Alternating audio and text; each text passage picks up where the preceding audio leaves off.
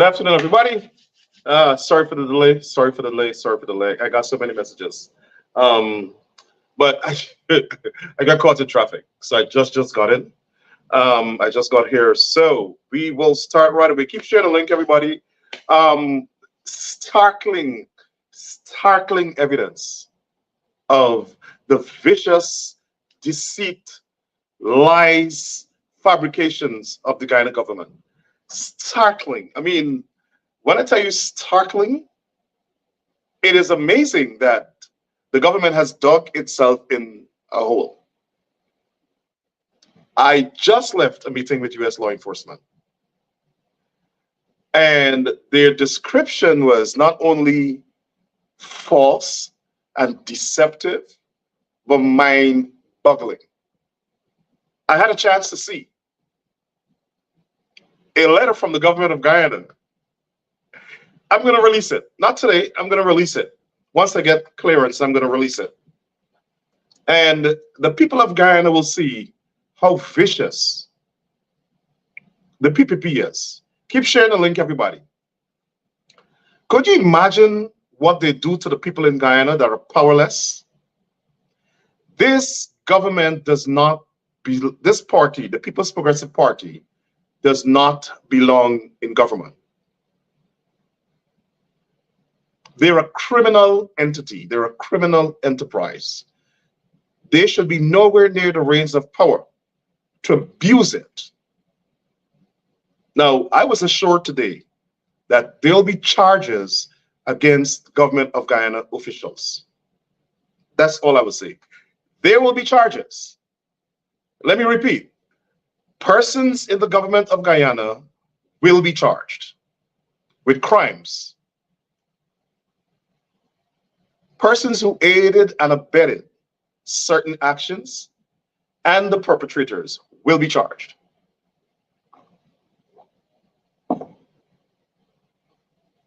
Now, the government of Guyana issued a statement yesterday. But before the government of Guyana, let me give you their strategy. Keep sharing the link, everybody. So I knew that the United States government contacted the government of Guyana. And once that contact was made, in order to build a case around their response, they got the Guyana police force to put out a false statement. A statement that very well might be in breach of the sub judice rules of the courts of Guyana. And it says, prosecution's main witness implicates Rickford Burke in criminal extortion conspiracy. I'm not going to read all of that. But it says, Mr. Darwin Best, Mr. Gary Eliezer, and Alex Wayne were charged in 2022 at the Vigilance Magistrate Court with 2 counts of conspiracy, felony, whatever. In August 2023, Rickford Burke was also charged. After Jack, they told them to charge me separately with the same offense, since it was alleged that Darwin Best and the others conspired together to extort money from Afaz Mohammed. This is what the police are saying. Subsequently, Alex Wayne became a witness for the state, and charges against him were dropped. So this Alex Wayne person was induced, he was bribed by the government of Guyana to then make false statements to, I guess, implicate me or whatever. But even to the statements that the man is making can implicate me. I'm in America. I'm in America. How could I commit a crime in Guyana? It says they're trying to give it some official sanction. It says a trial in relation to Best and Alexander is ongoing in the court. Best is represented by Dexter Todd and Don Cush, while Eliezer is represented by Dexter Todd. During the trial, several witnesses testified on behalf of the prosecution so far, but most damning evidence was against Best Evidence against Bess, Elias, and Burke came from the prosecution's main witness. Their main witness. Share the link, everybody. Share the link. This is gospel. Let me repeat what the police said. And by the way, by the end of this, Mark Benchcott will be joining me and possibly another person. During the trials, several witnesses testified on behalf of the prosecution so far. But the most damning evidence against Bess, Eliezer, and Burke came from the prosecution's witness, main witness, Alex Wayne. First of all, the statement said that the trial for Eliezer and Bess is ongoing. There's no trial against me. I'm not on trial.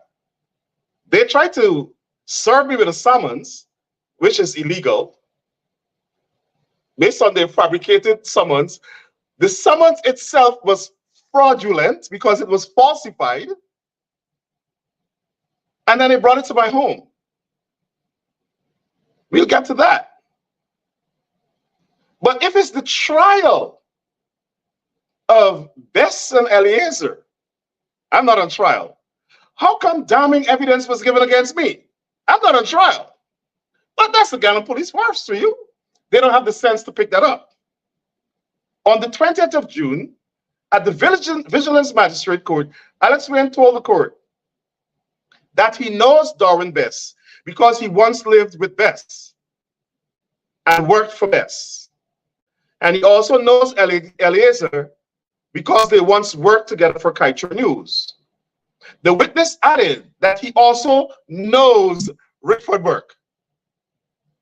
People, please listen carefully. The witness says he knows Rickford Burke through Darwin Bess. That Bess told him that Burke is his former business partner, and they were very good friends. Darwin Bess are friends. We know each other through other people, but I've never met with Mr. Bess. Mr. Bess never met me. We know each other. Stick a pin right there. Gary Eliezer, sorry. Let me read it back. The witness, Alex Wayne, told the court he knows Rickford Burke. I left Ghana 25 years ago. I never even heard of Alex Wayne. Never in my life. Never see the man, never see the man photograph, never know he existed, never spoke to him, never met with him. I don't know this man from Adam. Don't know the man. Right? But the police said the man told the court he knows me. Good. Let's move on from that. Then comes a statement by the Attorney General. Remember, you're building a case to support in the press what they wrote to the United States government. And friends, let me tell you this. Let me tell you what is most shocking. Keep sharing the link. The government said on July 27th, the government of Guyana responded to allegations put to it by the FBI. Remember, Barjack, they were saying I faked something and I never made a report, I'm bluffing? Well, all of a sudden, yeah, they acknowledge now the FBI is investigating them. Right? And on the 27th of June, by the way, this is the Attorney General's statement. Yesterday, the Attorney General issued a statement. And he said on July 27th, they responded to the FBI. Anybody with common sense knows that once the FBI comes to you and say, we're doing an investigation and they want answers, it is because they already have the answers. They already investigated you. The FBI has been investigating this matter since 2022. And I've met with a wide variety of law enforcement agencies since 2022. Not only me, I must say, several Guyanese who the government has targeted that live in America, the FBI is investigating that too. And since I said it publicly before, including the government's crimes against Paul Slow, let me say that, including the government's crimes against Paul Slow.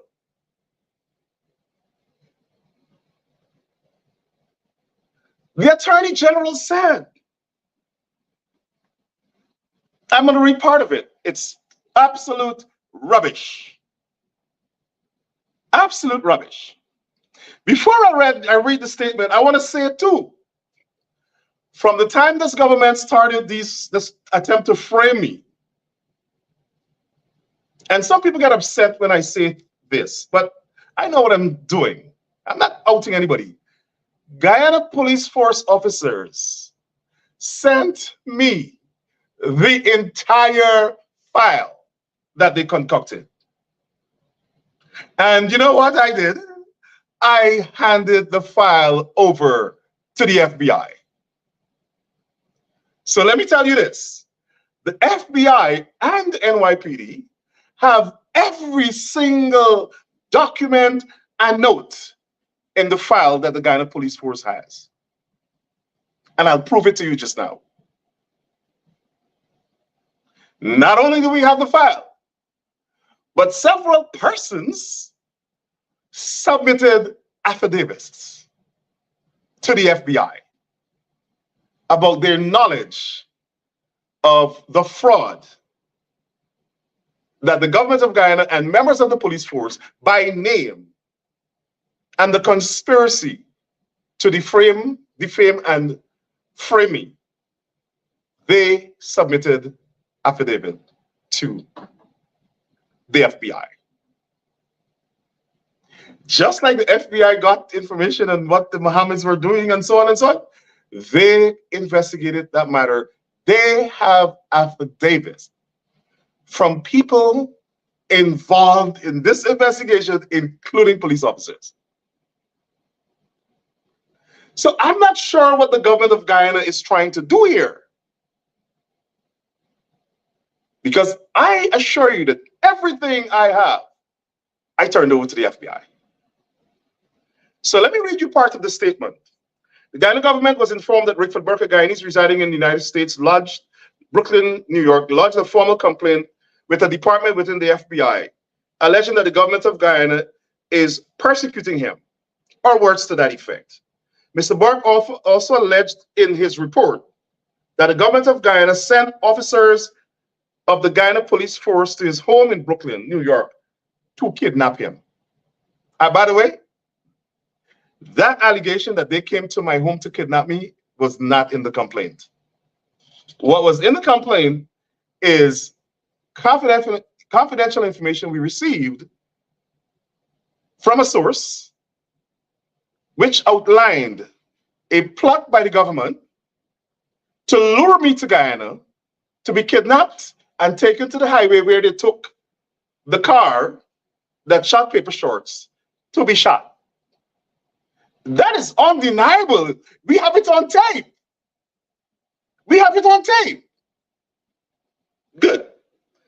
The government is pleased that Mr. Burke has engaged the law enforcement agencies of the United States. They went on to say, oh, we're happy because the Guyana Police Force is also investigating him. Hurrah! As a consequence, in a letter dated 27 July, which I happen to see, the government of Guyana responded to the report, refuting the allegations as absolutely false, wholly unfounded, and constitutes a malicious attack on the integrity. Them racists got integrity. The integrity, reputation for extrajudicial killings, murders, and fraud and corruption that required sanctions by the US government, and the revocation of visas. Reputation. Good name. The PP got good name. After the murder of Black people throughout the history. And international standing. Well, we'll see about their international standing now. of the government. The letter was addressed to the desk officer for Guyana at the Department of State, copied to the FBI, and a number of functionaries within the U.S. State Department, Department of Justice, Congressman Jeffries, and the United States Ambassador. The letter said the following: using social media platform, from his social media, from his Facebook page, Burke has been libeling, maligning, and attacking the reputation and goodwill of a number of persons in business in Guyana, under the pretext that he's protecting consumers and consumers of these businesses, entities, from abuse and exploitation. While conducting these public onslaughts on the business entities, Mr. Burke privately and surreptitiously, they sound like Anil Nandlall write it, right? Privately and surreptitiously inboxes them on their Facebook platforms or communicates with them via telephone, offering these attacks, offering to seize these attacks against their businesses in exchange for money. I demand that Anil Nandlall, who wrote this statement, produce this evidence. Produce the Facebook contacts. Produce the inbox messages. Produce records of the phone calls to businessmen. Businessmen. So all the East Indian business people, despite Burke, that's inbox and ask them for money, or else he could defame them. Anil Nandlall, your reputation is on the line. You already got a reputation as a killer. You've already proven that your reputation is valid because you threatened to send gunmen to kill journalists at Kaiser News. And then Anil Nandlall himself was investigated by the police for the murder of Courtney Kamewing. The world knows that.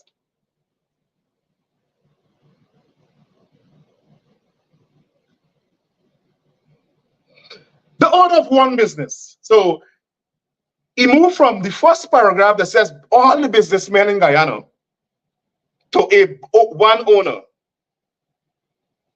reported that Burke tried to extort him. And then he said,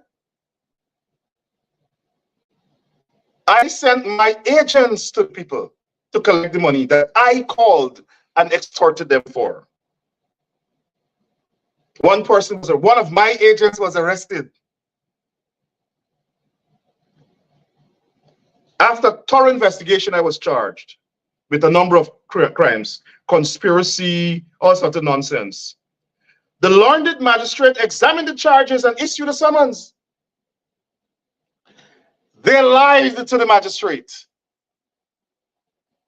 They wrote in the summons that A. Rickford Burke, who lives at Fellowship East Coast, Demerara, committed a crime on the east coast of Demerara in 2022. And that the summons was going to East Coast, Demerara. And lo and behold, they put Sarabo, they claim it's Sarabo, I don't know. They put Sarabo on a plane and sent him to New York on a totally different continent, in a totally different country, to serve the summons that was directed at Fellowship, Buxton, East Coast, Demerara. This is the length to which they're going. And they are proudly telling the FBI that they don't care. That's what they did. In order to serve the illegal summons, Mr. Burke, a duly authorized Guyana Police Force officer, how could he be duly authorized to travel to another country to work? A duly authorized police officer. They think the FBI is stupid. Travel to New York and retain the services. If he was duly authorized, how he can then go and retain the services of a process servicer? So guess what they do? They went and retained the services of a man who does drop off letters for lawyers. And here that dress it up now, a process servicer. That's the name of it. Authorized to serve documents. So a process servicer who serves notices from lawyers in America, the Guyana government is telling the United States government that he's duly authorized to serve a summons on somebody in America. American citizens from the government of Guyana.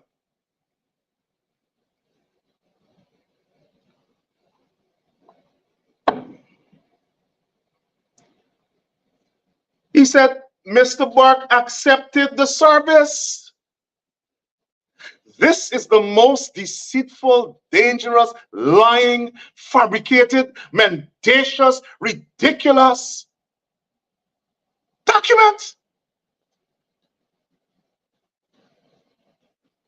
And he was proud to say it was recorded on tape.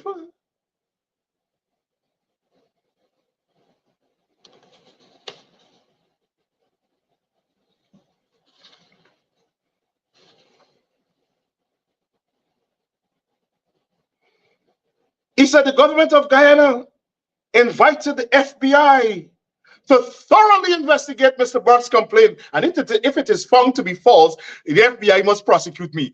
The Attorney General of Guyana, who passed the bar by borrowing notes from Roysdale Ford,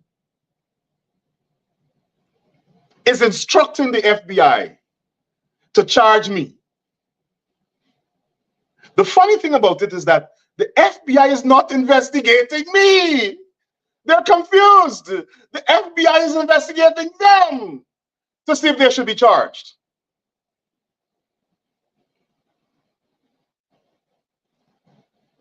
And they said, if it is false, the FBI already knows that my complaint is not false.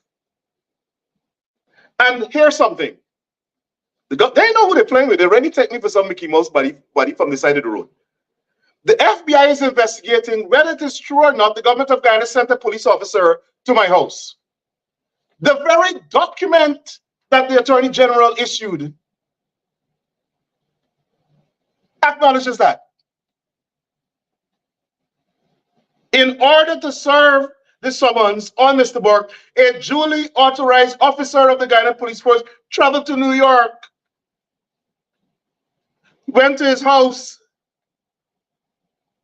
and then they lied and said, Mr. Burke accepted the service. So how could the report be false?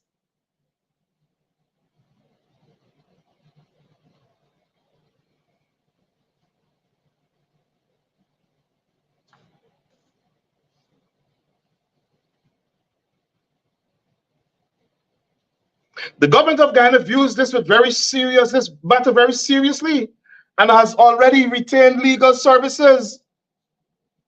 They're right, they might need it. They might need criminal lawyers in America. On Friday, August 9th, the Guyana Police Force issued a statement confirming what they say. You see, I told y'all they put out a statement from the police to corroborate what they said to the US government. They are not smart enough to know the FBI has already finished investigating them.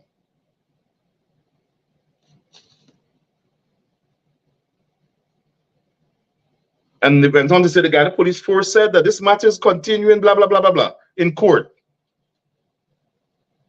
It must be emphasized that while Mr. Burke is lodging concocted baseless complaints against the government of Guyana with the law enforcement agencies in the US, at the same time, through his lawyers, he has filed a civil proceedings in the court of Guyana designed to prevent the hearing and determination of the criminal charges instituted against him.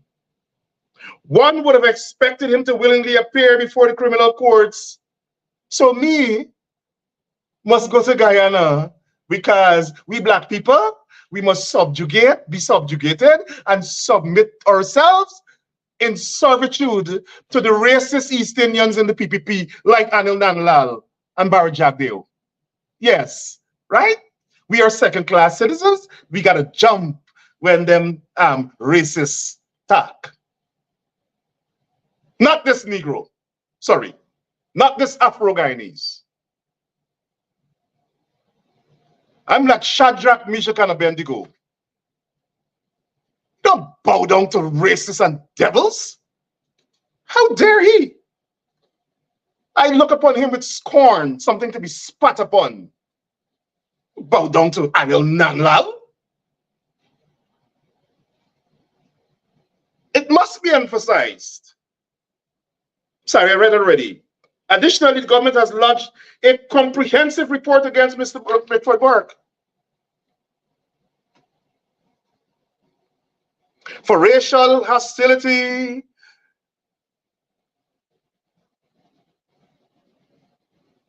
on social media, criminal incitement of racial hostility, widespread violence against different ethnic groups, domestic terrorism, and wanton and malicious defamatory attacks, and the character of repetition of hundreds of outstanding Guyanese. Burke, all of them, hundreds of people covered.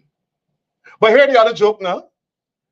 Burke is inciting domestic terrorism. I'm in America. But they want to use language to alarm the United States government. What they don't know is the United States government considers Sarabo's visit to my house as part of international terrorism. At least law enforcement. The other thing the statement said that I want to highlight.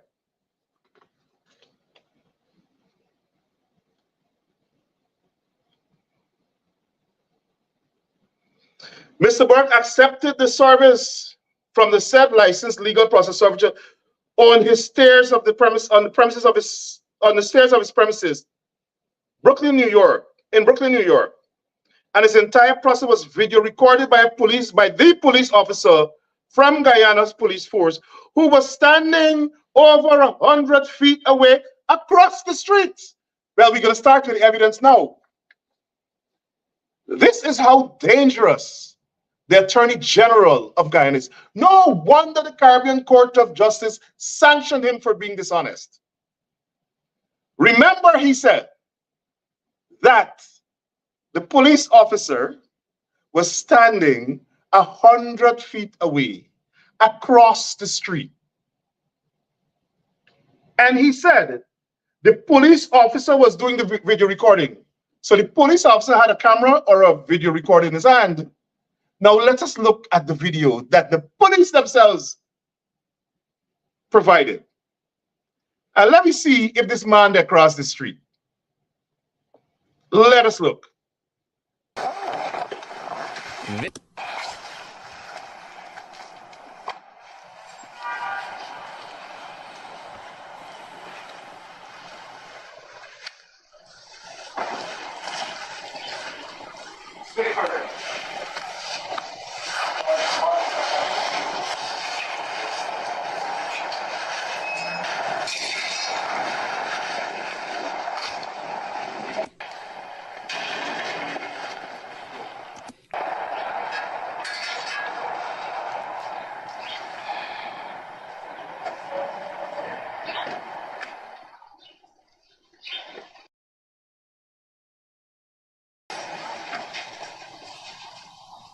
Right here.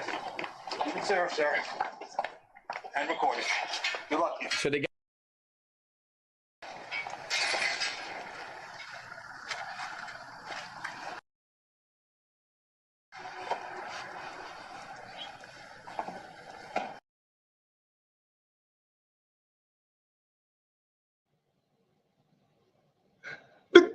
here we go. The Attorney General should resign. The Attorney General of Guyana has no credibility. He's a liar. He's an accused criminal. He was charged with crimes. He's a disgrace to the people of Guyana, and he's just lied to the FBI. That's the first lie. Twice. This video proves him lying twice. He said, Mr. Burke accepted the document. Mr. Burke accepted the document. And then he said, the Guyana police officer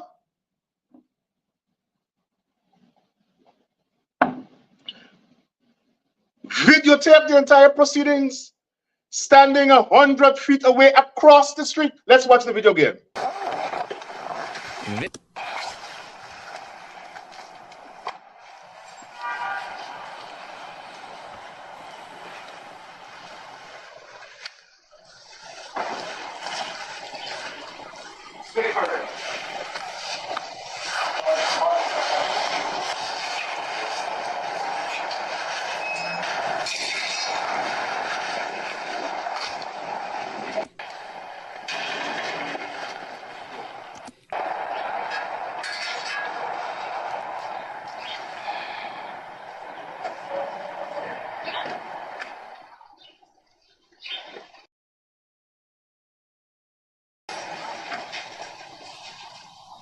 Right here. You can serve, sir. And record it. Good luck. So they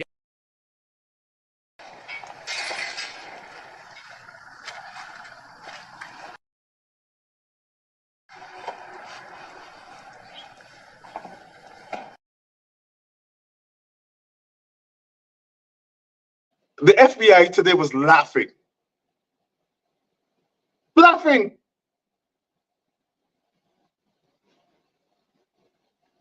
Laughing. People, this is the Attorney General of Guyana sending a letter to the FBI and issuing a public statement pursuant to that letter that is littered with lies. And let me tell you, it is a felony to lie to the FBI. It is a felony, whether on the oath, whether sworn or not. It is a felony to lie to the FBI. Norman Brung is here. That's our friend from London.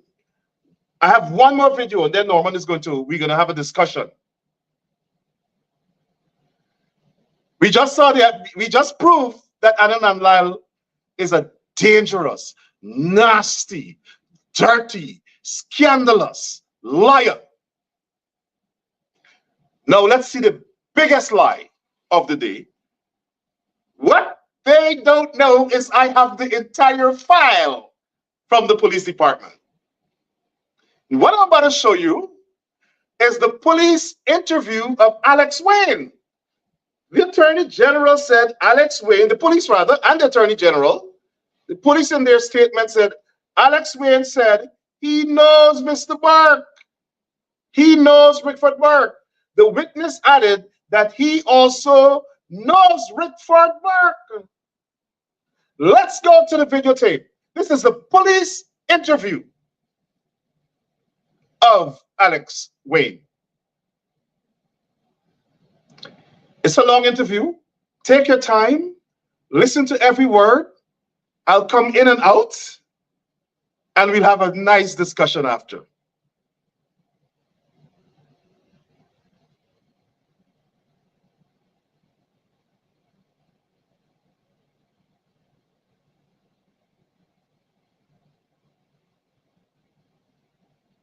Good night, everyone. My name is Kevin Brown, Detective Constable 2455. Stationed at the Criminal Investigation Department, Police. I am not sure if you guys are hearing that. And attached to the Major Crime Investigation Unit. Let me pause it.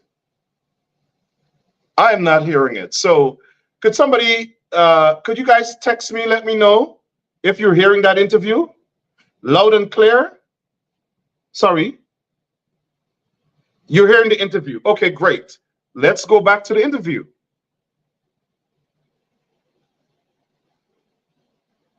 It is the 23rd of September 2022, and the time now is 19:57 hours. I'm currently in the Criminal Investigation Department video audio interview room, and I intend to conduct a video audio with one Alex Wade in relation to a death using a computer system to humiliate a person, and also an alleged extortion committed on Afraz Mohammed between the 29th of August 2022 and the 23rd of September 2022. My Skype for this interview will be Detective Constable 24285 Listen, and the rank will be operating the video equipment will be 567 Richmond. I will now have both ranks introduce themselves to the camera, starting with Constable Richmond. Good night. My name is Michael Richmond, Detective Constable Station at the Criminal Investigation Department, attached to the crime lab. I'm the one operating this device.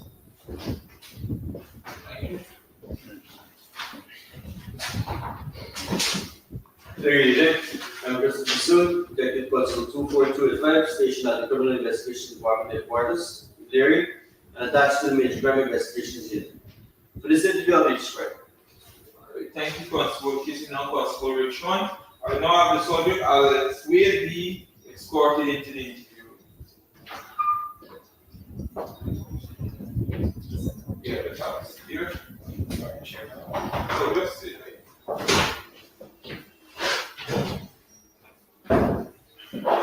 Good night, sir. Good night, sir. Before we go any further, I must introduce myself to you. I am Detective Constable Brown, stationed at the Criminal Investigation Department, police headquarters in Leary, and attached to the Crime Investigation Unit. Over to my left here is Constable Kislin, and he'll be describing this interview. From time to time, you see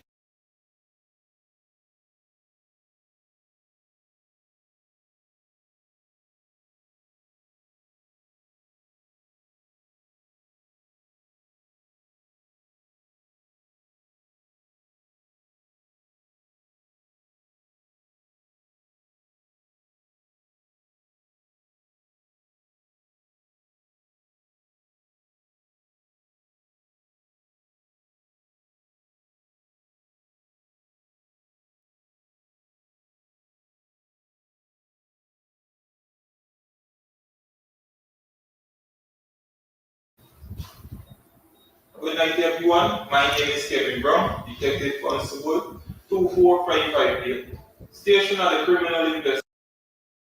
After this interview, you may be able to do so. Yes, sir. To my extreme right here is Constable Richmond. He be the rank operating the video equipment. Yes, sir. I must tell you that this interview will be video audio recorded. As you can see by the camera there, right? Yeah. See the camera there? Yes. The reason for this interview being video audio recorded is to protect both you and then they can't say something you did not likewise. Yes, sir. Right? Yes, sir. If at any time during this interview you would like to use the washroom or anything to eat or drink, just indicate same to me, Yeah. and I will facilitate you. Yes, sir. Okay, sir? During this interview, it's important for you to keep your voice up. Yes, The sir. reason being, this is you are right here, and people will be forcing back and forth. Sometimes they make noise with their arms or also playing loud music, so it makes it sometimes difficult to hear. So it's important for you to keep your voice up. Yes, Okay, sir. Yes, sir. Before we go any further, may I ask you what's your name? My name is Alex Wade, sir. Alex Wade. Yes, sir. How old are you, sir? I'm 49 years old, sir. Have any call name? No, sir. Do you know why you're here today, sir? Yes, sir. Why? Well, I was arrested for trying to extract monies from Mr. Afras Mohammed in the company of Gary Eliezer, former reporter of Kashmir News, and also a close confidant of Mr.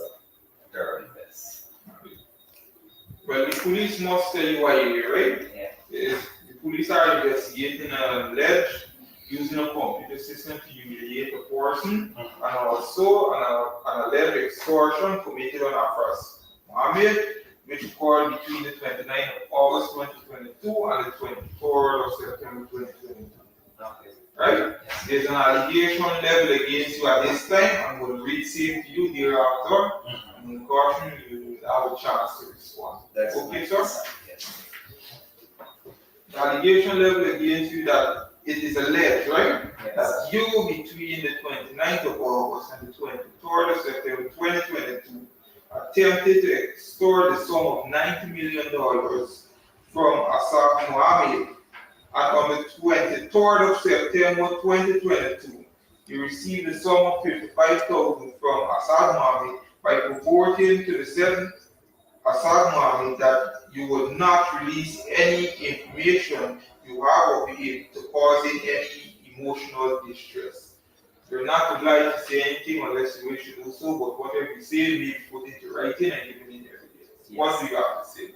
Yes, sir. So first, I would like to refute those allegations, and my reason for doing so. I can't remember the exact date in August when I was called by Mr. Darwin Best.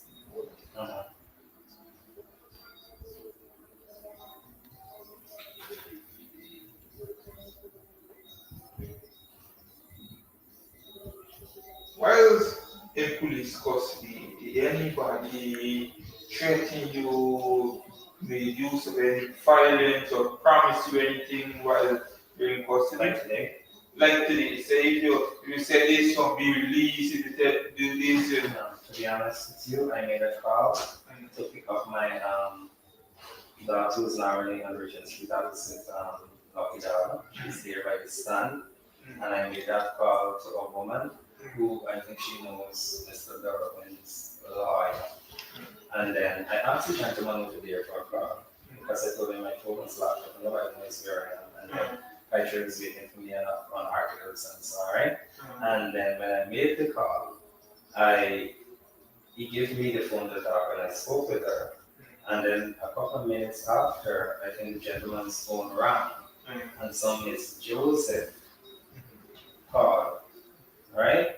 She didn't talk to me, but the gentleman asked me if I know Miss Joseph. And I couldn't recall at the time. And he said that the person said to conduct myself. And I didn't understand what that was. But a couple minutes after, I reflected the only Miss Joseph I don't know is Holy Joseph, which is Mr. Best's secretary, because I once worked for him as his public relations manager. That is, I just tie in there because I don't know if no other Mr. Joseph. do you have any complaint at this time? Do you have any complaint against any of the police at this time? Police may treat you in any way or anything. You have any complaint against any police or any mistreatment or anything? Or any other complaint? Actually,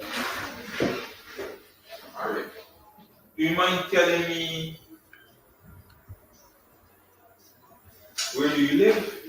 I live at Block 42 Andrew Microning, East Coast Park. Whom you live at? Another one? You live at by yourself? Yes, sir. And how long have you been living at this address? That's like over a year, maybe like a year, 4 months today, maybe a few weeks. Do you have any children? Yes, sir. How many? 5. 5. Yes. How many girls? How many? 3 girls, 2 boys. Girls. 2 boys. Yeah. What kind of work he does? I'm a freelance journalist with Fashion News, also with the Times. My present permanent occupation is a manager of Diamond Optical Games. Can you mind tell me what level of education you would have received? Graduated university with diploma occupation health and safety. I also have a 5 CXC general proficiency at grade 2. I also hold the whole of a first aid certificate. Okay.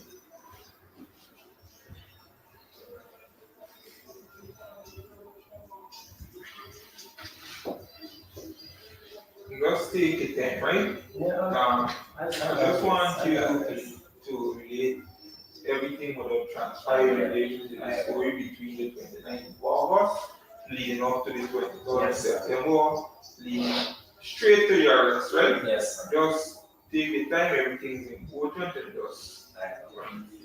Alright. So when this last call, like I told you, I don't remember the exact date that he called. I was home in under my phone, and he said to me that he needed to see me, but I was several times with him since last year. Of the fact that he owes me, I think 1.2 something million in salary, which he never paid because the government took away his operational license to import. So every other employee, I left angry as ever. So he would call you down and make promises to pay and pay, which never happens. And you can imagine the frustration. I went anyway, and he said I went to his home in Lucas Springs, and he said that he said Mr. DM suit is trying to rob him. And he said that while he was in jail, and he was jailed by Senasi, which is a part director of this company, that Mr. DM suit handed over $30 million to a guy called Roy, which every employee of Darwin was a close confidant of Darwin. And he said he owed Mr. Afras only $3 million. And so the $3 million, he borrowed $3 million from Mr. Afras, and he would have pawned, I think, his Range Rover from people that he has. But he always said, when he tried to get back the $30 million, Mr. Afras held on to this, the Range Rover doesn't want to give it back to him. He said that he has incriminating information about Mr. Afras, and he wanted to do an article about Mr. Afras. He told me to call Mr. Afras to ask if he have anything to say about allegations of him fraudulently accessing vehicles to Guyana without the regular stipulated taxes and everything. To be honest with you, I don't know if this should be a part of the interview. I did not do it because I'm like, we angry with him. And I swear that I call Mr. Afras. So Mr. Afras, my name is Alex Wade. I'm an ex-employee of Darwin, and he's trying to frame you, and this is how he's trying to frame you. Mr. Afras said to me that he has no information that Darwin is lying. And that was the end of our conversation. He over asked me if the story is going to be published. I said, I don't publish things here. So for Darwin's articles are published by Gary Eliezer, who works with him on casual cases. I know that's the guy you guys arrested this afternoon. By the next morning, the article was on the GNNL site or whatever it was. I did not know that this GNNL site is a site that is owned or maybe created, it's like politically laced by some Mr. Burke, who I'm told is a close friend of Mr. Best. Gary, however, has all the password, and he's the main writer, which he would have confided in you guys, and which he said to Mr. Mohammed today. He provided a password for the website. He also, the meeting today was because Mr. Afras was asking me from time to time to see how best I can get it done. So I was at this office, I think last week, Wednesday, and I pretended I called from Mr. Afras' phone to Gary, and pretended that I wanted to see an article on the website that I don't know how to get on. And Gary told me how I can get on. So I said, man, if you want to write something on the website how you could get on this, when you not knowing that Mr. Afras is there, he provided the passwords, which I just show you. Mr. Afras told me not to go. It was Mr. Afras who offered.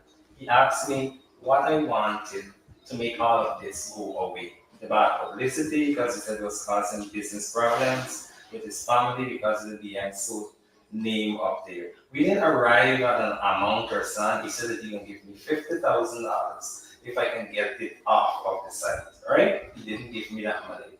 He gave me $5,000 to go. And this was when I met him at his residence somewhere in Happy Acres. He paid the taxi, he sent for the taxi and everything. When I left and I came back, I told him that I found out that this website is owned by Burke and his Darwin friend, and the person who's writing is Gary. So after we finished calling Gary and everything, he has been trying since then for me to get Gary to come to meet him for a meeting, which we're successful today. He spoke to Gary back and forth. They were speaking since the day before yesterday, back and forth. They made the arrangements. The arrangements was made for a taxi, which Mr. Afras called, one of his taxi guys that he would normally call to drop me home and drop me to town or wherever after our meetings. And the taxi dropped us here. Gary went, they talked, the two of them were in conversation, really not me.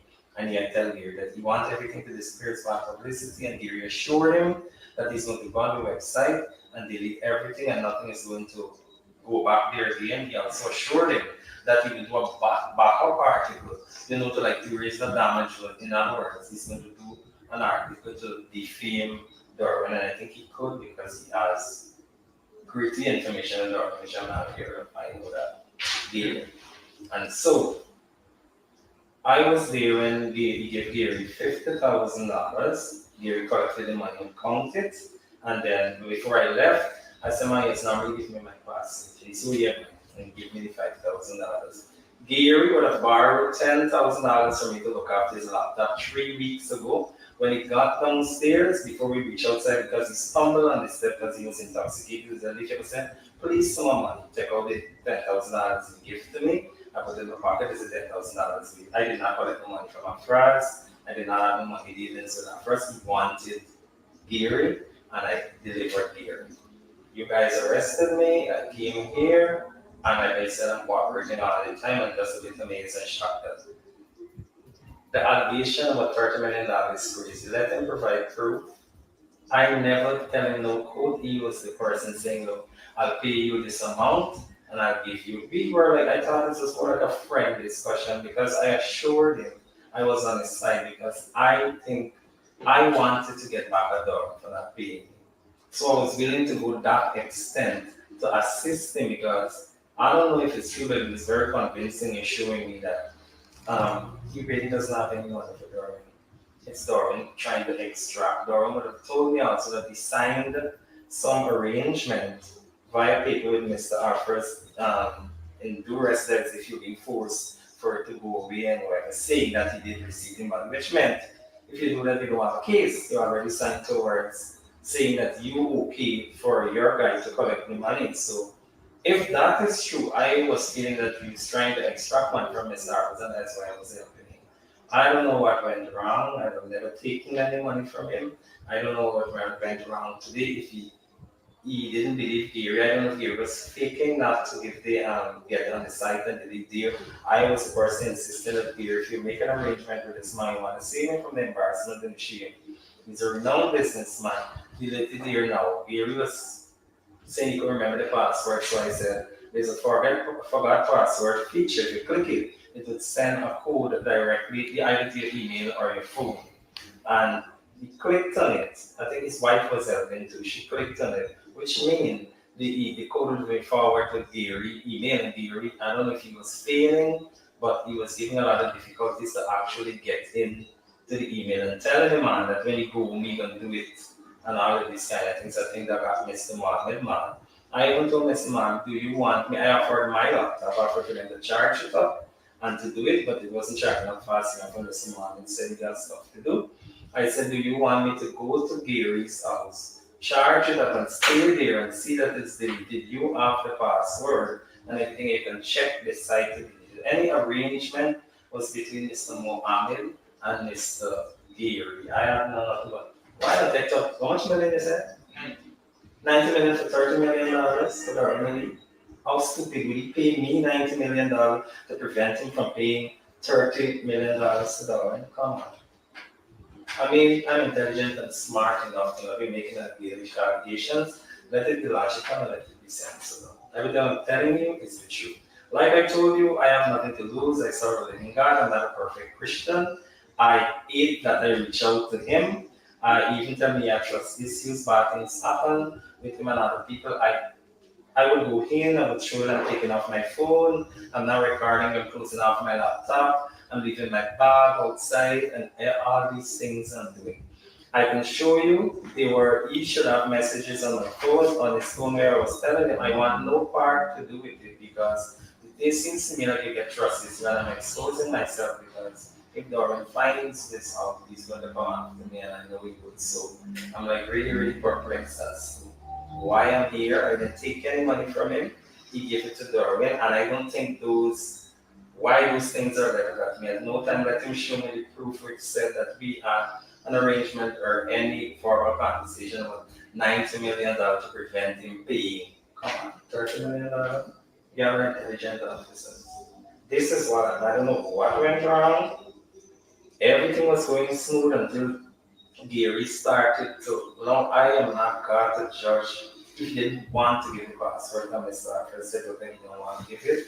And the man was called his name, Mr. Colleen from this police station, has been trying to get me to come here. The only reason that I have not been coming, I said, there's no case against me, not to report me as an ex-police from Central Immigration Passport Office. I know my rights. You can summon me here, and there's no report for me, or there's not a case against me. And I was suspecting too because Darwin is so. I was thinking it's Darwin doing something in here against me. and that is one reason why I didn't come. When Mr. Colleen or he called me, it was late last week coming on to weekend. I agreed to meet him 1:30 the following day. I told him to call me, give me a reminder, which you already sent me yesterday. That's everything that I've told you, the best of my ability, I know the truth and I swear by it. Based on the story you have told me, are you the owner of a cell phone? Yes. Yeah, what kind of phone do you have? I think it's a Samsung A something AQ3 or something. I call it that. My cell phone is a blue cell phone. It has a gray case. It has some check designs inside. There are 3 camera holes because it has 3 cameras, three buttons to the right hand side, one to lower your phone, one to raise the volume, and the other one if you want to turn it down. What's the phone number of that phone? 633-1917.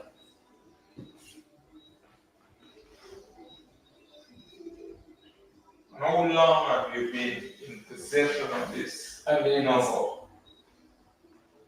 like maybe like just a little bit over here now. Yeah.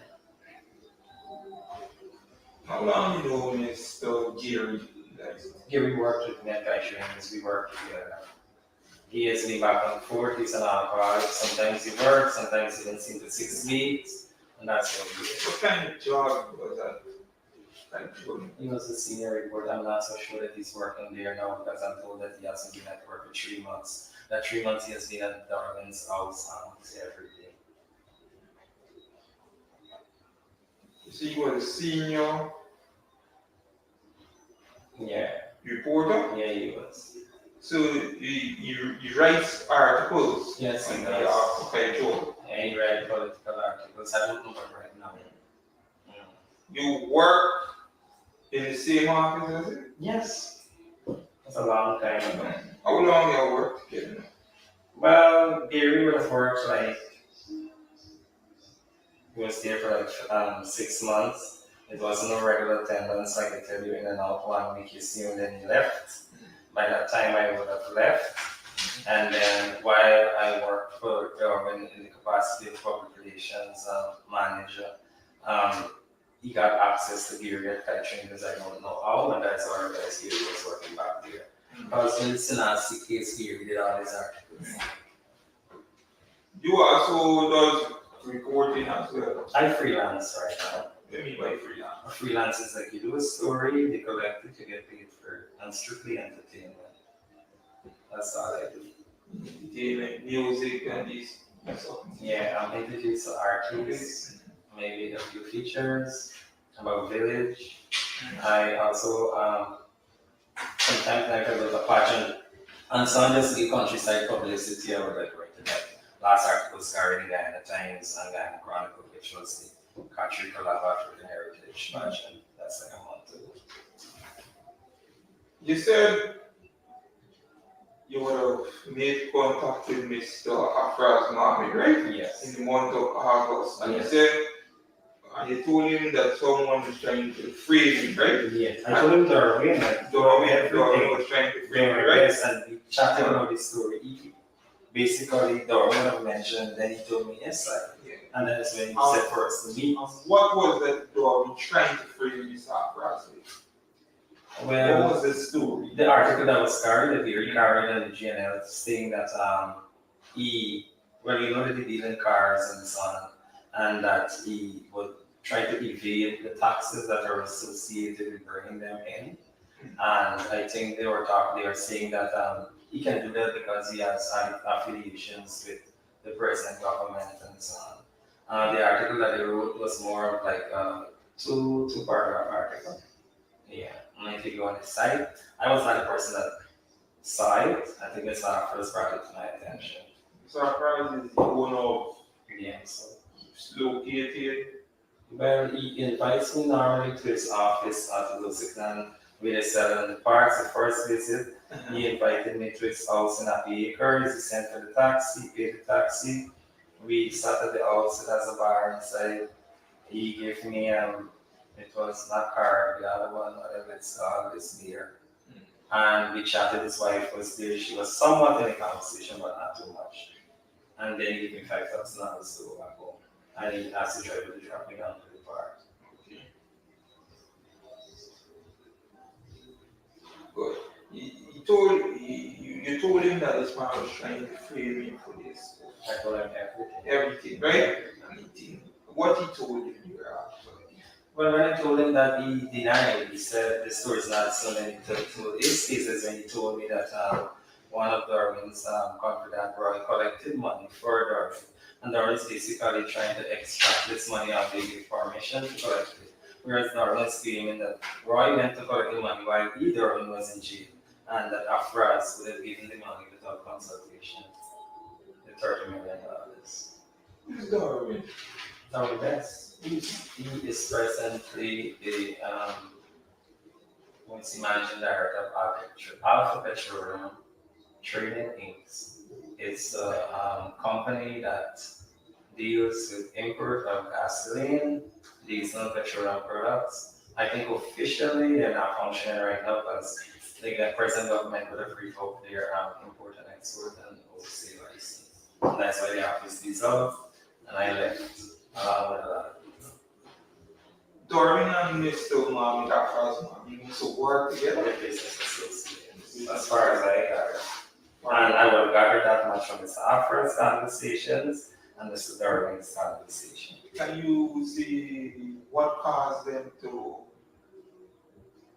dislike each other or get this Yeah, well, Darwin has this thing where he said that Gary has all the facts, that they were trading in fuel. He said he has information whereby Mr. Afras acquired fuel illegally by using the license of somebody else. I don't know, he said that's not in according to protocol with the fuel trade. He said that Mr. Afras also altered some document when he would have received fuel from Darwin that he bought. He altered the document and said that I forget how much 1,000 gallons were missing. So it was a lot of things that caused the ongoing feud with them. This article that you speak about with the importing stuff in the Trading cards. and these things, right? That story was written by Gary and Hazel, she admitted to today. he would have published him. He writes for the website, he's the official writer, the senior writer, they have no other writer. Gary wrote it. And he confessed that to Afras. He said it to you guys, and to the letters right here. He is the writer with the access password and everything to the website.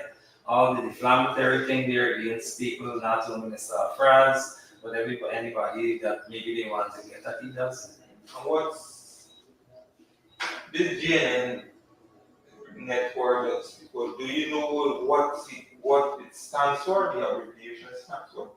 Well, I've never really been on to it. I think I looked at it one time while I was in employ with Mrs. Best, and it was really, I think something that more so targets this and that places for. All I saw was attacks and stories basically to like expose people, especially if you have the facts and so on. That's all I saw. But I've never been a contributor. I was never asked for anything. Gary and Darwin is friends. Very close. Very close friends.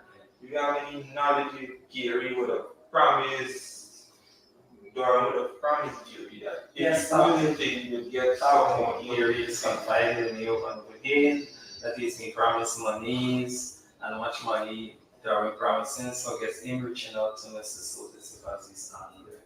How much money so he said? He said Darwin owe you $1 million.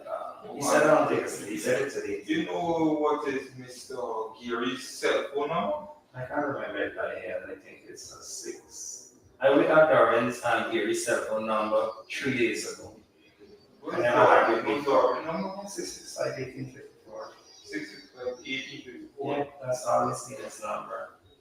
You know him, since you know him, you know he has this number. Yeah, that number since I know.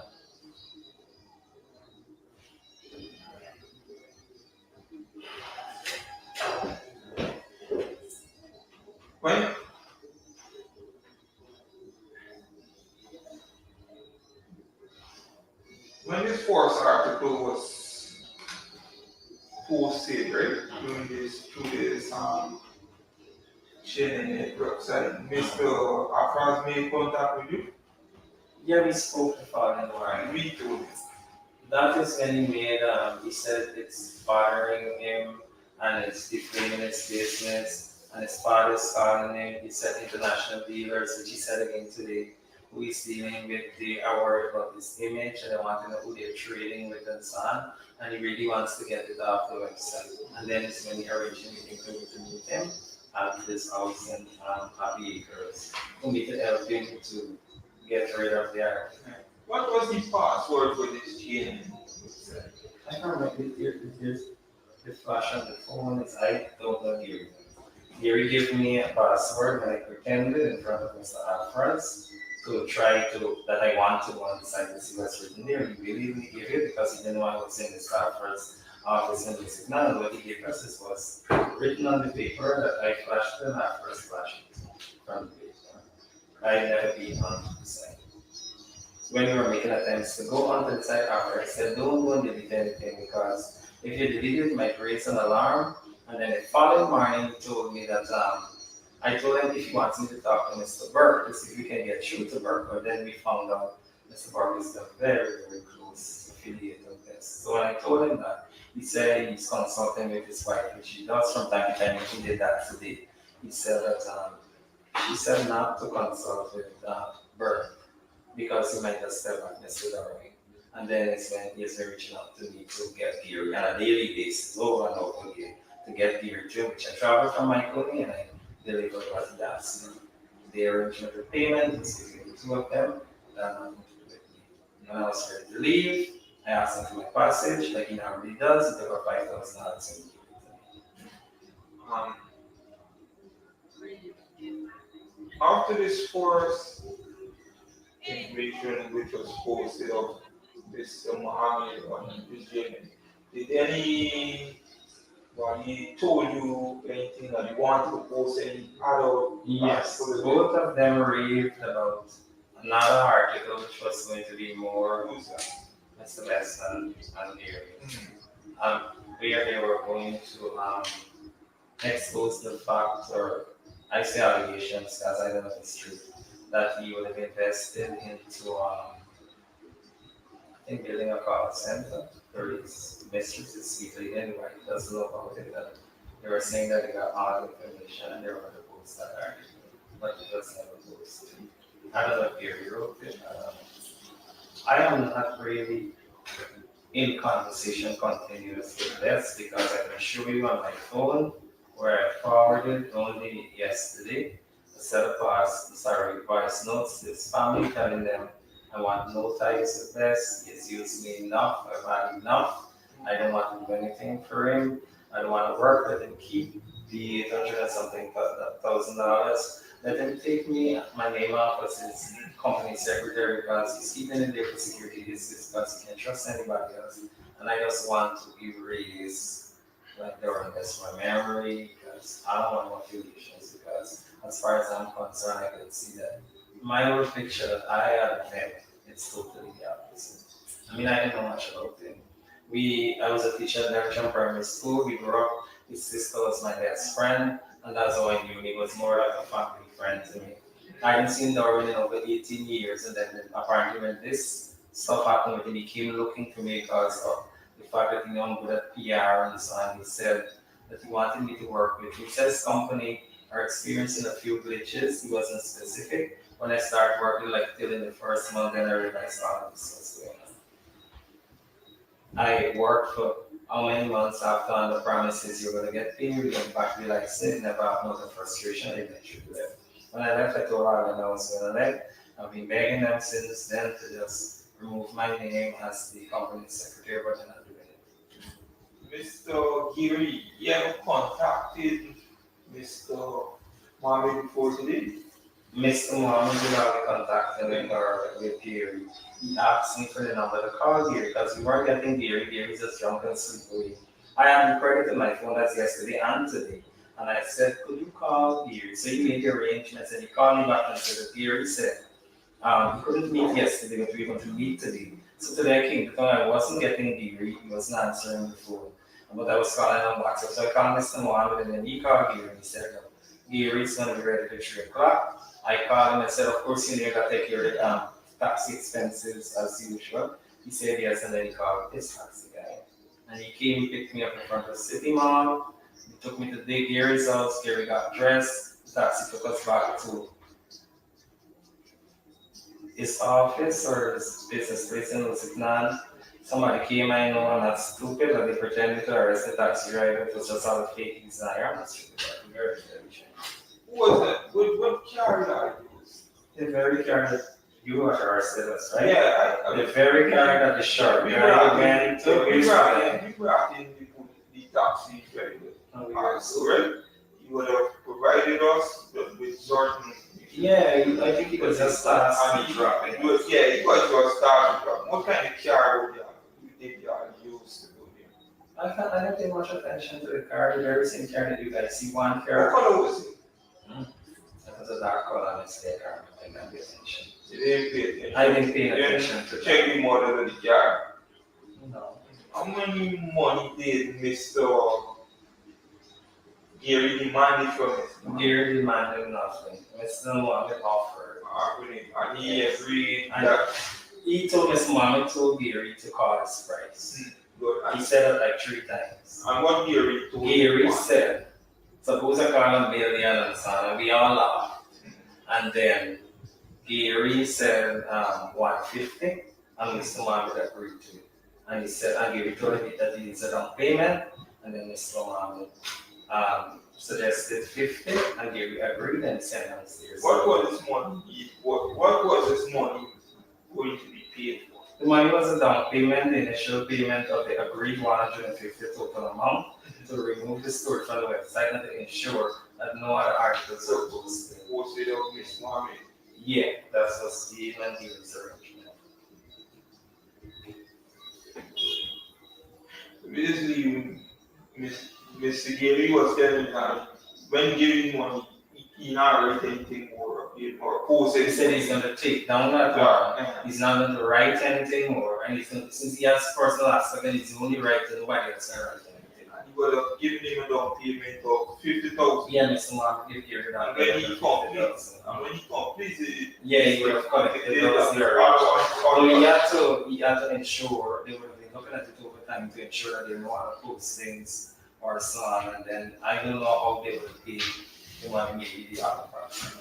And you would have received this 50,000, Yeah. all in 5,000 and 5,000 Mr. no. Mark counted it and everything. You would have collected 5,000 from his mom. I asked him for my passage. I did. He never really, yes, never really started when I visited him. Then why is coming out? I asked Gary for my money. Gary borrowed $10,000 let me be honest with you, it was about 3 months ago. I said, I got money, give me my money. And he said, the money, give me just before the tree come.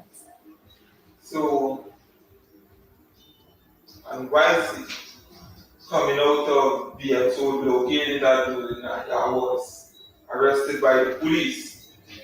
And when the police arrested, they conducted a search on both of you, Mr. Gary, and the taxi driver. No search was done of the taxi driver, as far as I recall. That's what it looks like. Well, let me rephrase. I didn't see. You did. Because I was like shocked with all what was going on. I didn't expect this and nobody else did it. What did the police did when they recovered this money? Well, the sharp guy, he was like, he not give me the money, giving me all that, and he didn't have to give me. I told him, he didn't ask me for the $10,000. I told him, look, I have $10,000 is all my money. And then I remember the $5,000 and I gave it to him. So now you are $15,000. $15,000. The $5,000 that he gave me, and the $5,000 he gave me back instead of pocket money. And when this money was, when I was intercepted the money, did the police did anything else? Did anybody did anything in our Like person? police brutality. Not brutality. Did anyone show you that this money was specifically marked or anything? Well, there was this guy, I think Mr. Singh was going through. The thing really where most of the money was from Gary. Yeah, I didn't collect anything from me, and I told you that look, the $2,000 that I collected from Gary doesn't actually cooperate. I Yeah. He would have shown y'all from his He level. showed Gary. From his See, level. when you got in here, remember I said that it's $2,000, then he showed me, maybe showed me the numbers that he got. And then I took out the 5 and gave it to him. I said, this is what Mr. Mohammed will give you the big basket. So I think this is just a whole better orchestrated whatever it was. And those numbers would have corresponded with what Mr. Singer did in his book. Ask me, I was shocked at like, the bill number. He would have called this number on the bill and same with the bill. I wasn't focused on that. Sorry, to be honest with you, I was so shocked that I've never been arrested before. I was too confused. So the money you had in your possession, right? Yeah. And the money Mr. Gary had in his possession. Did you extort that from Mr. Mohammed? Hell no. Mrs. Mohammed, oh come on. Mr. Mohammed is paying his way from day down to get himself out. I was his only hope, which is he called me and he said, look, he said the police can't do nothing for me. He said so because he was trying to get this Mr. Green man to get me and I was refusing based on my rights that I'm not coming because there's not a case against me. Good. That finished with Green was the 2-3 times I ain't come no way when I finally decided to come. Only after I asked him, said, tell me straight what are you trying to help Mr. Mohammed or come? He said, yes, come in. I just want some questions. Yes, sir, give me a reminder tomorrow. You never call, you call, don't forget. Nobody didn't extract anything from Mr. Thing. I think he got confused with Gary's reluctance to get anybody in the right sense. I think that Gary's trying to resist or Gary's reluctance to get anybody in the right sense.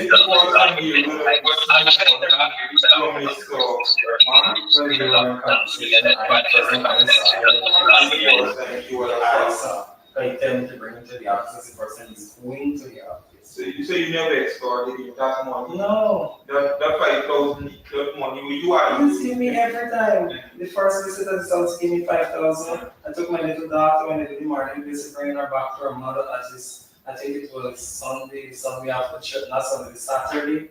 He gave me $5,000. So I explained that I got my kids sometimes I might catch a car, depending on what it is, 1,500. Until they asked him about it, he said, yeah. You ever posted any article of Miss Mohammed? Never.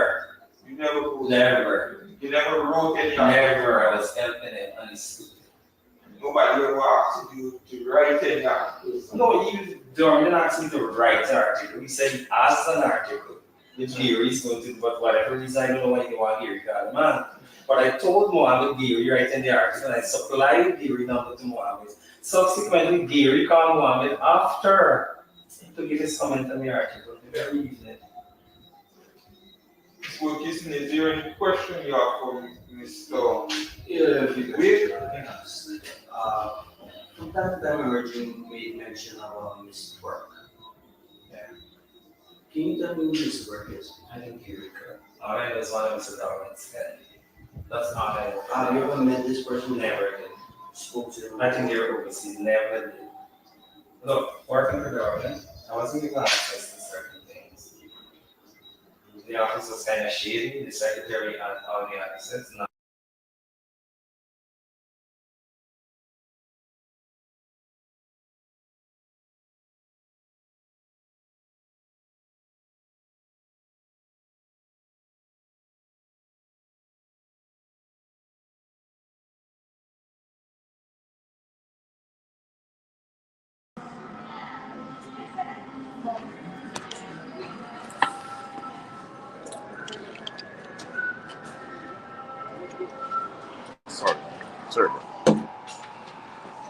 Sorry.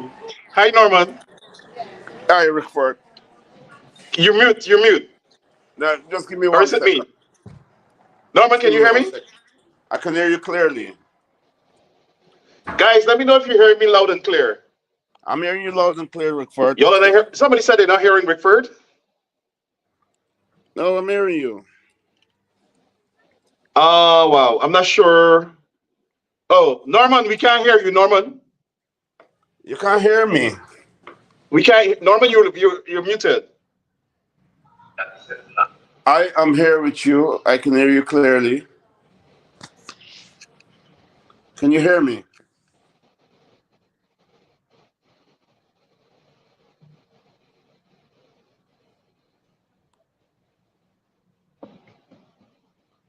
Can you hear me? Norman, I can't hear you. Maybe log in and log out back. Wow, smart.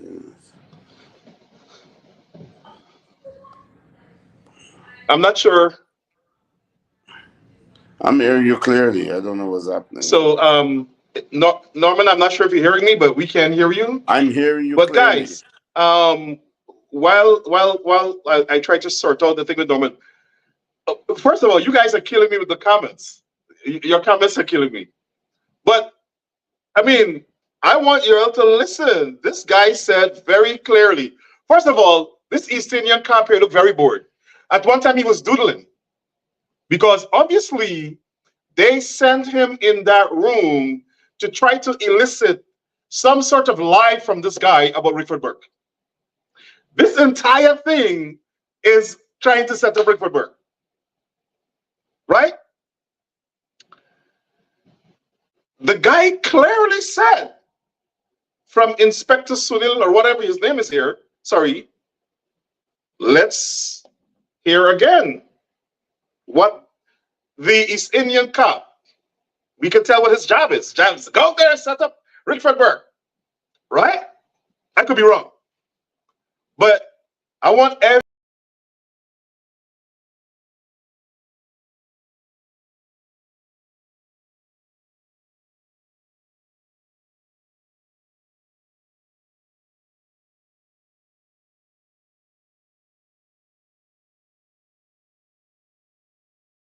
So I'm gonna play back the question the Syrian cop asked him and his answer.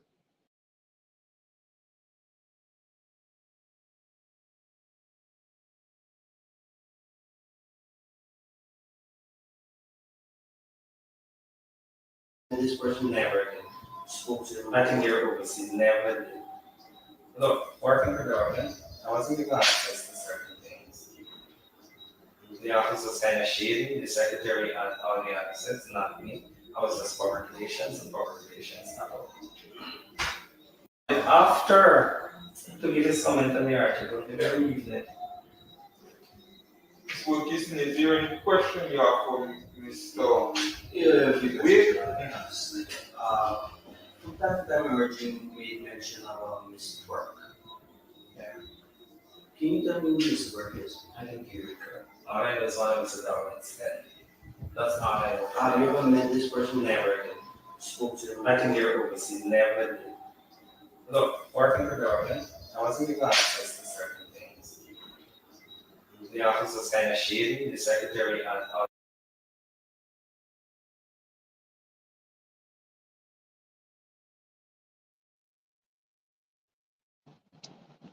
There you go.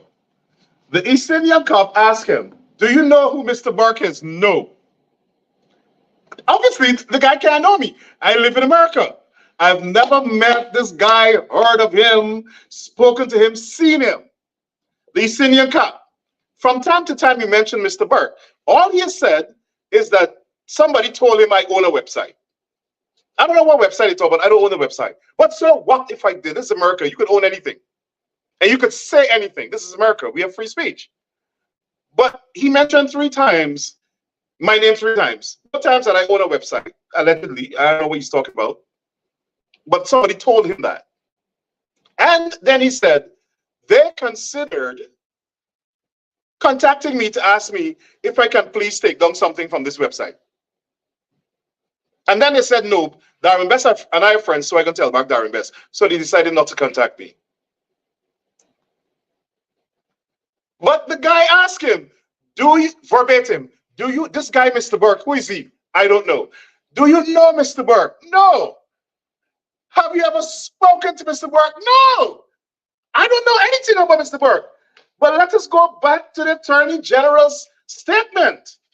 The Attorney General said, the gentleman said he knows Rickford Burke and confirmed that Rickford Burke is the mastermind of the extortion plot. The Attorney General needs to resign.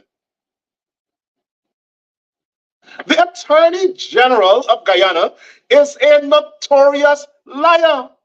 Let me see if I can, Norman. Hi, Norman, are you there? yourself. I think I you're see making. Norman Best in London. Here, I know he's trying to get him. When he comes on back, I'll bring him in. The Attorney General of Guyana just sent a letter to the FBI lying. He's a disgraceful, deceitful, notorious liar. He's unfit to be in government. I call on the institutions in Guyana to demand that this man resigns. First of all, the United States government consider everything he's doing to be retaliatory because I filed a police report against him. Lie. These guys sit down and lie and fabricate and frame people. They're trying to frame me all the way in America. Now, if this was United States of America, every single prosecution by the Guyana Police Force and the officers involved would be reviewed and dismissed. Every single case that the Attorney General's office handled would be reviewed and possibly dismissed. The Attorney General is a dangerous, notorious liar. He's part of a criminal conspiracy to frame people. Criminal conspiracy. How can you attempt to mislead the United States government like this?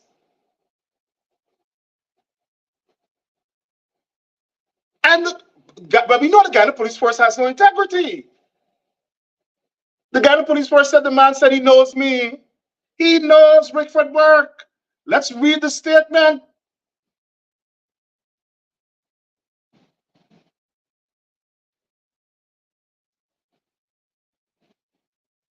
The Guyana Police said on the 20th of June at the Vigilant Police Station, Vigilance Magistrate Court, Alex Swain told the court that he knows Darwin Best because once he lived with Best.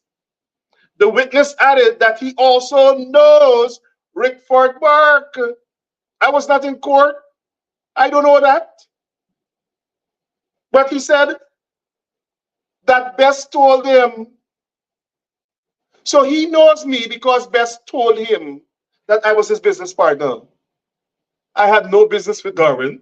Darwin Best never told them that. But nothing in this statement here tells me that this guy said he knows me. But what is best than video evidence? My God. But let me tell you the shocking thing.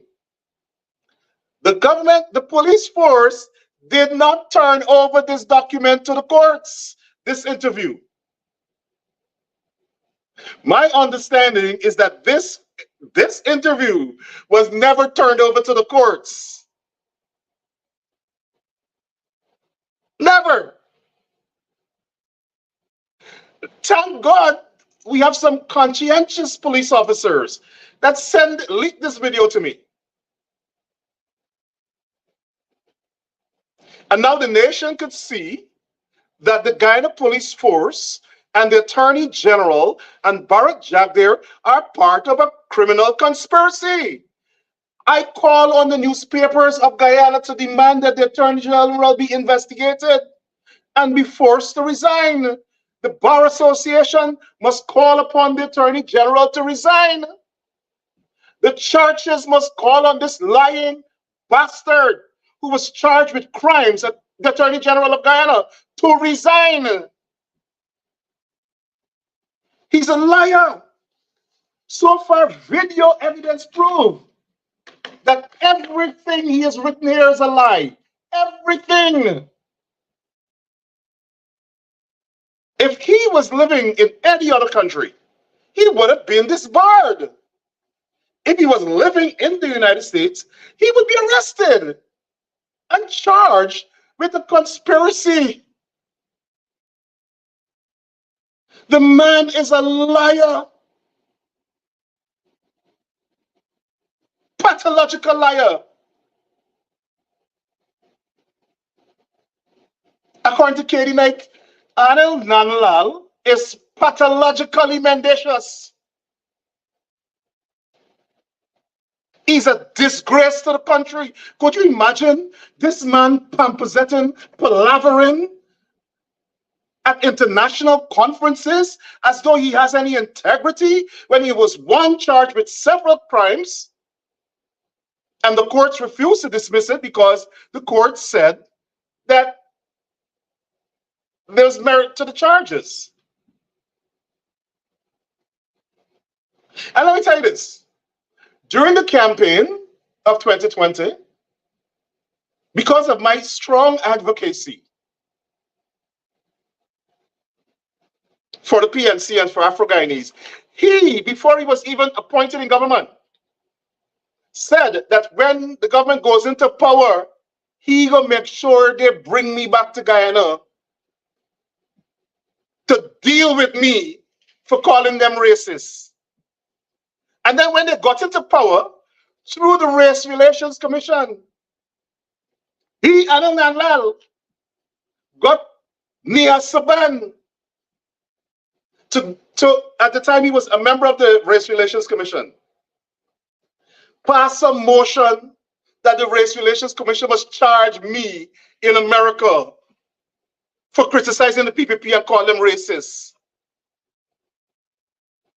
And the attorney for the Race Relations Commission telling them that they were talking nonsense and that this is America, there's free speech, and that they can't charge me for something I said in America in Guyana. And then they complained to the ambassador at the time, Sarah Ann Lynch, and she told them they don't have jurisdiction over me and what I say. But Anil Nandlall was determined to retaliate against me for exposing him as a racist, for being investigated for killing Courtney Camuing. I'm not asking. We have documented evidence that Anil Nandlall was investigated by the police for the murder or in connection with the murder of Courtney Camuing. That's a fact. He held a press conference and said that. He had to give the police a statement. But he think he's a bad John. He can call Kaichur News and tell them that gunmen gonna come up there and shoot them down. And he think he's a bad man. The United States government should sanction him.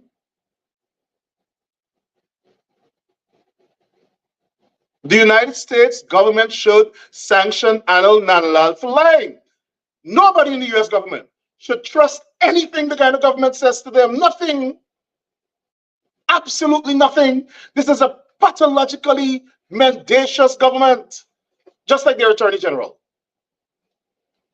Dangerous group of people, dangerous set of racists. All they do in government is live to kill and frame people.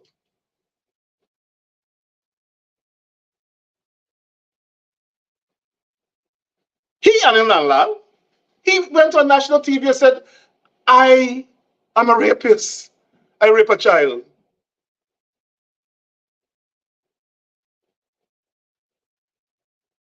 And that I rob East Indian businessmen and run from Guyana. Huh?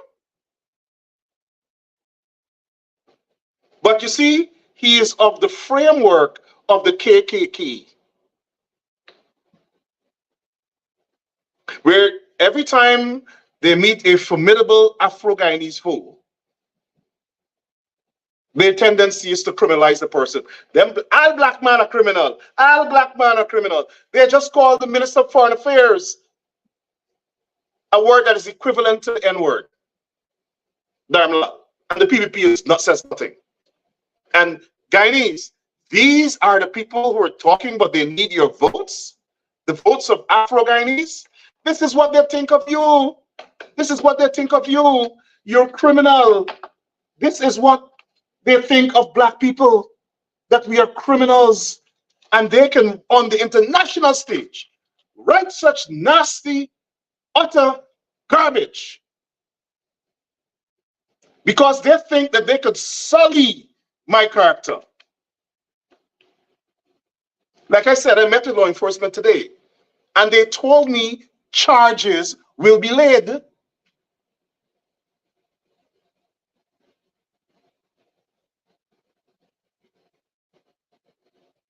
Now, let me also play for you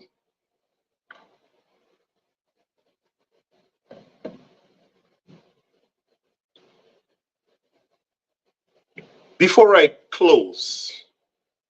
We also play for you we have three videos, sorry, 3 recordings with regard to Anil Nandlall. 3. And the alleged plot that he was involved in, or conspiracy plot to have me killed. He come in America to have me killed. Right? He bad man.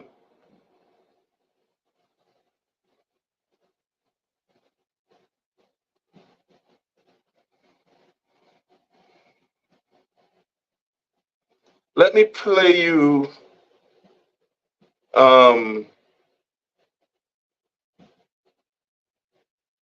of the recordings. I think we played this already. This is the only one I'm allowed to release. Let me play you. I'm actually sitting in and trying to. In fact, let's put it this way, too. All right. This is. I was sitting today a with law an enforcement name, officer. One whose name he says his name is. His name is. Rick. Just a heads up. It was not an actual clip per se. It was a telephone conversation.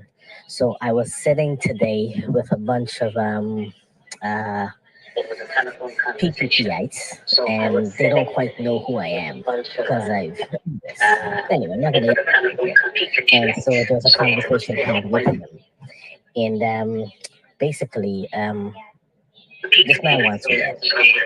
Between you and I, actually, he really wants you dead. And so I'm actually sitting in and trying to. In fact, let's put it this way, too. I infiltrated these motherfuckers. I was sitting today with an individual named. One whose name he says his name is. His name is. And a woman named. She just says her name is. I don't quite know her real name, but those are the 3 individuals. On the real, that man wants you dead.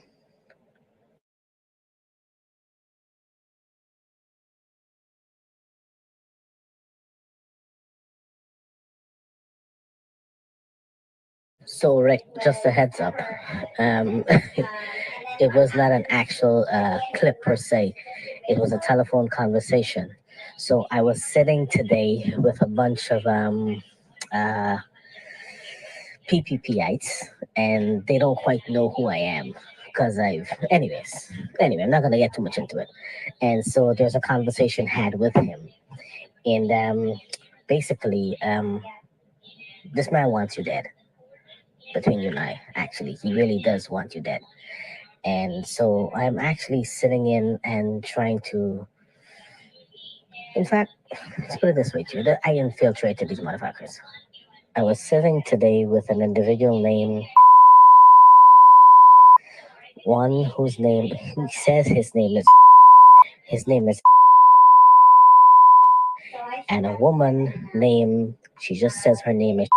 I don't quite know her real name, but those are the 3 individuals. On the real, that man wants you dead.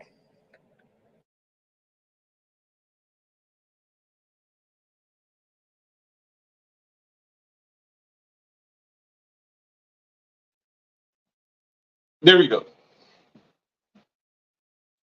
And that's a law enforcement officer who happened to witness what Nandlall said. And that conversation was recorded during the time when he was reporting to me and the police. On that call right there that you're hearing, it was me and the police. That's all I would say. But Guyana, you heard it, you saw it for yourself. The Attorney General lied to the FBI, lied. The Guyana Police Force lying to the nation. And all of this is to satisfy Barry Jagdeo, because Barry Jagdeo wants to smear me. Barry Jagdeo wants to smear me because he thinks by smearing me, United States politicians wouldn't want to associate with me. As a matter of fact, he told somebody that he's deliberately attacking me because he wants a showdown. He wants a showdown with US politicians. That's what he's saying privately, because he plans to tell Donald Trump that black politicians are backing Rickford Burke, who's a wanted criminal in Guyana. And so, in order to buttress their fabrications, they got Alex Wayne and the police and this and that to get my name in some mix-up. When the guy just said he does not know me, never spoke to me, and he doesn't know who I am.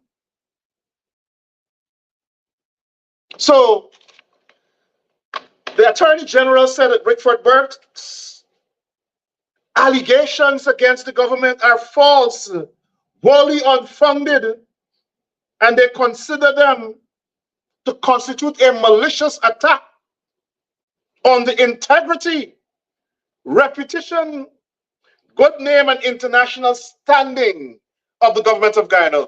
We just saw the government of Guyana has no international standing, no good name, no reputation, and no integrity.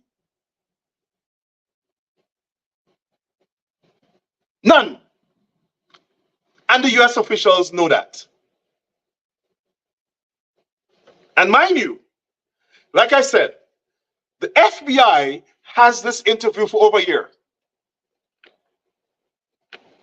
So when they wrote to Guyana and said, hey, Burke made these allegations against you, what do you have to say? They know exactly what the answer is. They know what the truth is. The FBI knows the truth. How embarrassing for the country. This is now an international issue, and trust me, UNC nothing yet. UNC nothing yet. The statement says that the government of Guyana wants to protect the East Indian businessman, Afaz Mohammed, and ensure that he gets justice under the laws of Guyana.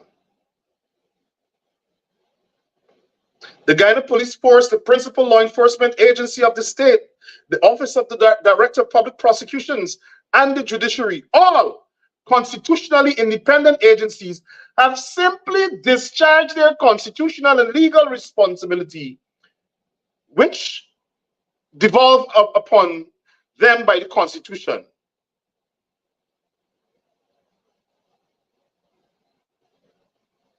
The government of Guyana views this matter very seriously and is already in consultation with the lawyers in the United States to get the appropriate legal advice with a view to pursuing legal redress against Rickford Burke. Well, I have news for Anil Nandlall. The same lawyers you consulted, I consulted. And you have the nerve to talk about redress? Redress? My friends, I can assure you, there will be unprecedented, hitherto unforeseen justice and legal consequence for the government of Guyana and Anil Nandlall and police officers in the Guyana Police Force. Personally, in the meantime, as you go to sleep tonight, think on this. The chief law enforcement officer in Guyana is a common criminal. A dangerous, mendacious, conniving, conspiring, notorious criminal, and a pathological liar. Thank you, everybody. Have a good night. Come back and review the video over and over. Let's get the facts.